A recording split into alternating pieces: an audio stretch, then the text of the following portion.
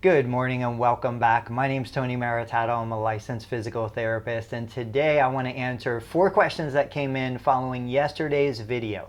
Yesterday's video was talking about walking on the treadmill, when you should use your hands to hold on to the side rails, when you should walk without using your hands. So let's take a look at some of the questions that came in. The first one is, can we do a cross trainer machine at the gym? While I love any kind of piece of equipment that you're going to use, I would say that, yeah, there are lots of different versions of a cross trainer. We use one called an arc trainer. It's designed by Cybex. That's almost universally. I've been doing post-op rehab for total knee replacements for a very long time. I can tell you that I don't think in the history, 21 years, I've ever had a patient who wasn't able to walk on the arc trainer, which is a version of a cross trainer, literally first day post-op. It's just incredible how versatile something like that can be. Now, like anything, you need to have professional assistance. In many cases, you need somebody who can modify the machine or the way you're using it to adapt to your capacity. But absolutely, we use cross trainers, we use ellipticals, we use just about everything in my clinic. I even have a rower because there are benefits to it following a total knee replacement. So you just need somebody who can work with you and give you that kind of third-party perspective to say, yeah, this is a great one, let's make these changes and let's get started. Second question, how long can I walk on the treadmill? So that's a great question. This is really a question about intensity and duration. How fast, how long, should I use elevation? Those are all common questions that I get. Now, there's going to be 2 kinds of therapists. They're going to give you 2 different answers. There's a therapist that will give you a very specific program. You need to walk for this many minutes at this speed, at this elevation, this many times a day, this many days per week. I don't tend to be that kind of therapist because I believe you're going to be different on a day-to-day basis. Your body is going to be different, your energy levels, your pain levels, your range of motion. So rather than me trying to give somebody specific numbers, I try to give them what I call a framework. A way to make decisions for yourself that will allow you to participate in these activities without overdoing it and while still dosing adequately. And so what I mean by that is the only way to know how long you should be walking is to test it, start walking, see how you feel that night or the next day. If you believe today, any given day, I can walk 5 minutes, then maybe you do 3 minutes the first time. You undershoot. If you were in my clinic, if I was working with a new patient, I'm expecting to do about 50% capacity of what I believe they can do so that there's no residual negative effect. There's no soreness, there's no weakness, there's no increased swelling. I undershoot the target the first couple days. We also know from basic physiology that your muscles can't change that quickly. It takes time, it takes repetition. So there's no sense in me overshooting the target, causing that person to have more pain, more soreness, less function. I would rather undershoot the target. So if I think they're going to do 5 minutes, I might do 2.5 or 3 minutes. Then if they respond by saying, that night, the next day, they felt great, they felt no negative effect, then I might go to 3.5 or 4. And then I'll continue to increase until I hit the point where they start to feel some increased soreness, maybe a little increased swelling, and then I know, okay, that's my upper threshold right now. Let's pretend that limit is 12 minutes.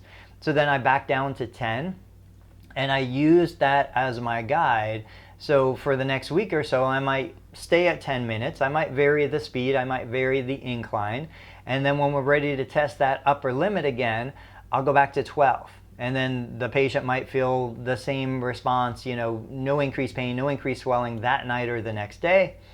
That is my green light to say, okay, let's shoot for 15, let's go to 20, and let's continue to progress from there.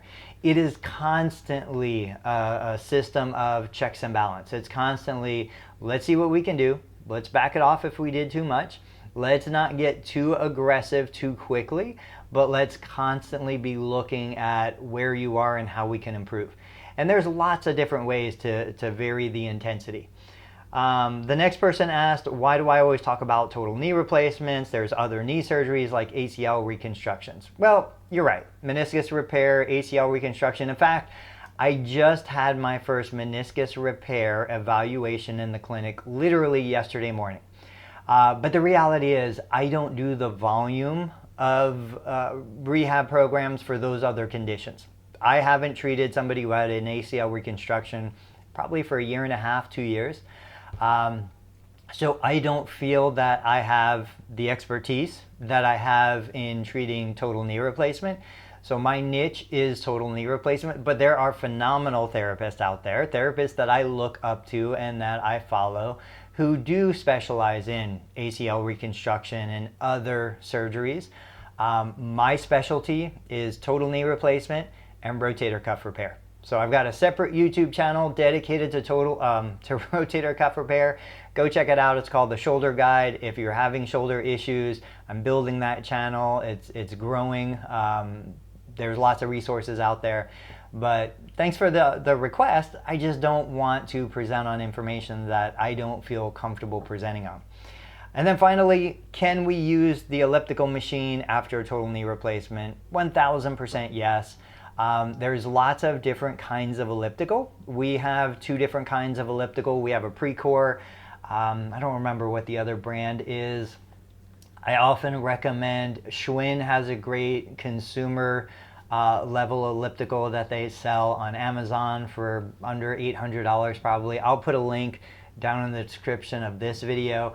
When I'm looking at somebody using an elliptical, I'll tell you right now, the #1 factor that I look at beside fit, like does the elliptical fit the person's body, is the foot plate.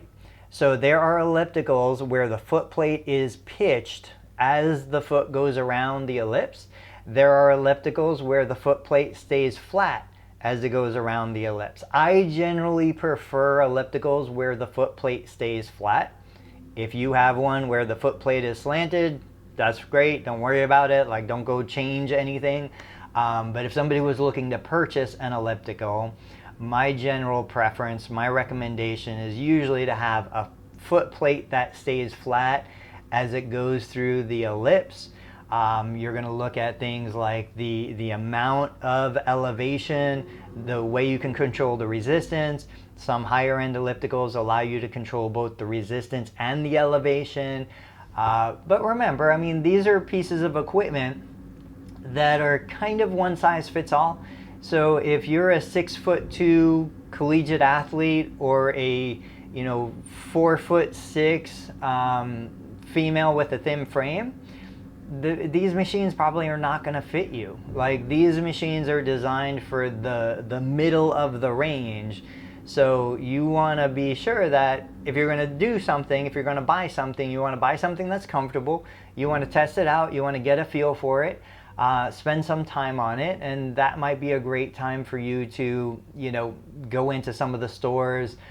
We have a Play It Again Sports here locally. They're always turning equipment over. They're always bringing in new merchandise. I've purchased several pieces of equipment from them.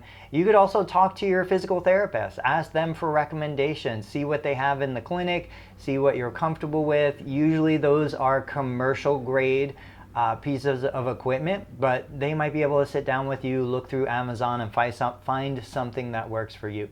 So guys, I hope that information was helpful. I always appreciate the comments. I know I don't get to all of them, but it's just sometimes I'm busy in the clinic and I'm treating patients. So if you haven't, please subscribe to the channel. Please like the video. Let me know what kind of content you guys want to hear. I've got over 500, 600 videos dedicated to total knee replacement. I'm running out of questions to answer, but I'm always happy to answer questions you have. I'll catch you guys on the next video.